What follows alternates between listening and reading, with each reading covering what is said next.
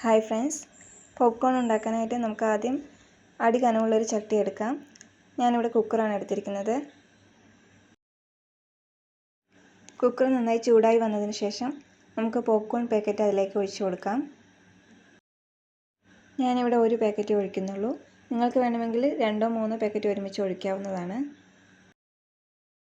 ഓയിലും സാൾട്ടും മസാലയൊക്കെ ഇതിൽ തന്നെയുണ്ട്, അതുകൊണ്ട് നമുക്ക് വേറെ ഒന്നും ചേർക്കേണ്ടതില്ല. കുക്കറിൻ്റെ വെയിറ്റ് മാറ്റി നമുക്ക് മൂടി വയ്ക്കാം. പോപ്കോൺ പൊട്ടി വരുന്ന സൗണ്ട് കേൾക്കുമ്പോൾ നമുക്കൊന്ന് ഇതുപോലെ ഇളക്കി കൊടുക്കാം. എല്ലാം പൊട്ടി വരാൻ വേണ്ടിയാണ് ഇങ്ങനെ ചെയ്യുന്നത്.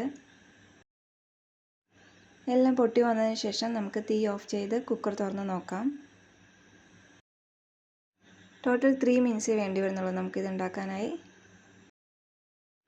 അപ്പോൾ ഇതുപോലെ വീട്ടിൽ തന്നെ എല്ലാവർക്കും ചൂടോട് കൂടി പോപ്കോൺ ഉണ്ടാക്കി കഴിക്കാവുന്നതാണ്.